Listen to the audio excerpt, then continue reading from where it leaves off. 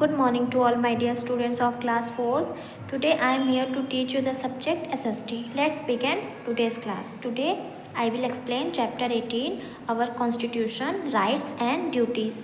हमारा संविधान, हमारे मौलिक कर्तव्य और मौलिक अधिकार. India's constitution, भारत का संविधान. A constitution is a set of rules and regulation which guide the administration of a state.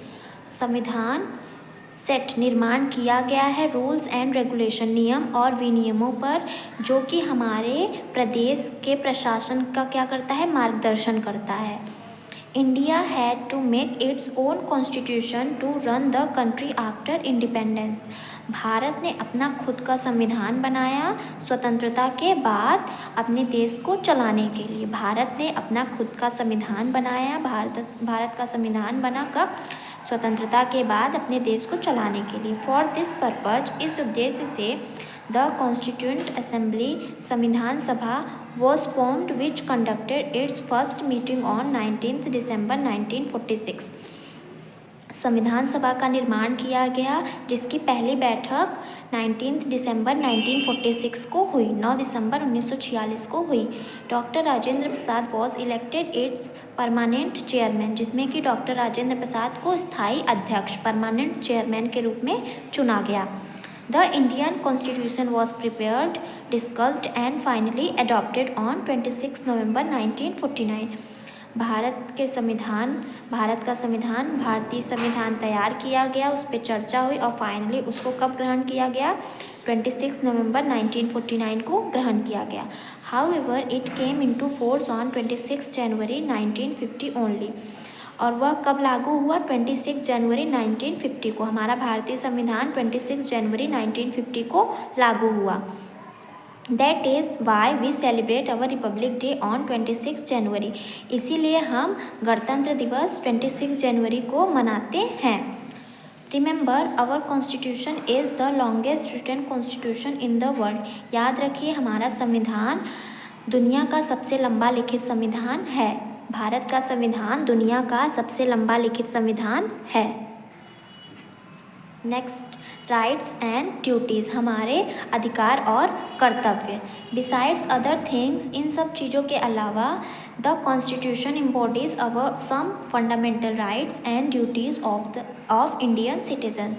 हमारे संविधान में कुछ फंडामेंटल राइट्स, हमारे मौलिक अधिकार और मौलिक कर्तव्य भारतीय नागरिकों के लिए दिए गए हैं. दे आर एज फॉलोज, जो कि इस प्रकार से हैं. फंडामेंटल राइट्स, मौलिक अधिकार. 6 fundamental rights are guaranteed by the Constitution to all Indian citizens. 6 मौलिक अधिकार प्रदान किए गए हैं हमारे संविधान के द्वारा भारतीय नागरिकों को. भारतीय नागरिकों को कितने मौलिक अधिकार प्रदान किए गए हैं? 6 fundamental rights. These rights are, अब यह फंडामेंटल राइट्स इस प्रकार से हैं. फर्स्ट, राइट टू इक्वलिटी, समानता का अधिकार. मीन्स सभी नागरिक एक समान रहें, सभी लोग एक समान रूप से रहें, उनमें कोई भेदभाव न किया जाए.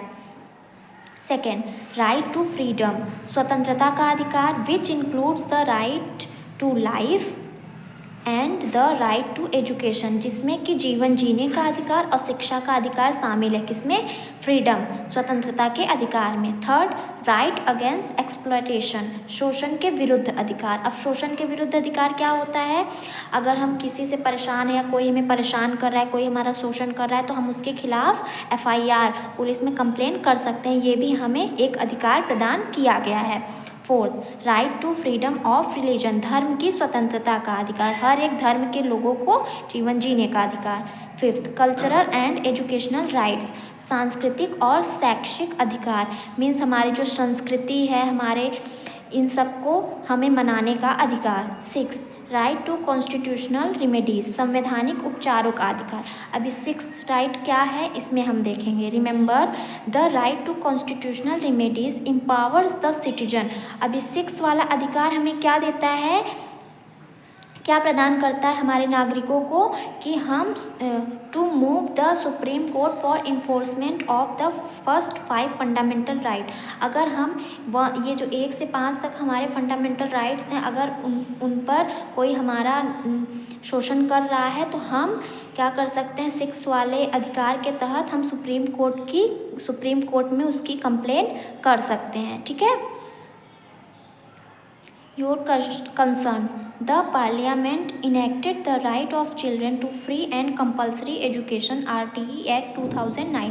अब संसद ने क्या घोषित किया है कि RTE अधिनियम 2009 के तहत बच्चों को अधिकार प्रदान किया गया है उनकी शिक्षा को लेकर। This act seeks to provide full time elementary education of satisfactory quality in a formal school to children up to age 14।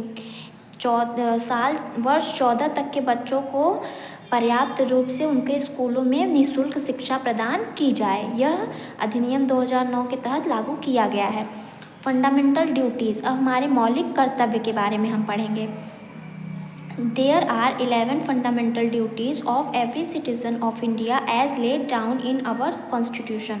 हमारे संविधान में 11 मौलिक कर्तव्य हमारे प्रत्येक नागरिकों को प्रदान किए गए हैं। भारत के नागरिकों को कितने फंडामेंटल ड्यूटीज़ प्रदान की गई हैं? 11। First, to abide by the constitution and respect the national flag and the national anthem. संविधान का पालन करना और राष्ट्रीय झंडे और राष्ट्रगान का रिस्पेक्ट, सम्मान करना। Next, to protect and follow the noble ideals which inspired our national struggle for freedom. हमारे प्रोटेक्ट मीन्स रक्षा करना, उनको फॉलो करना मीन्स उनके कदम पर चलना। नोबल आइडल्स जो महान आदर्श, विच इंस्पायर्ड जो कि प्रेरित करते हैं। कौन? नेशनल स्ट्रगल फॉर फ्रीडम, जो हमारे स्वतंत्रता में जिन्होंने संघर्ष किया, उनके महान आदर्शों पर चलना और उनके आदर्शों को प्रेरित करना। Third, to protect the sovereignty, unity and integrity of India. Bharat के संप्रभुता, एकता और अखंडता की रक्षा करना।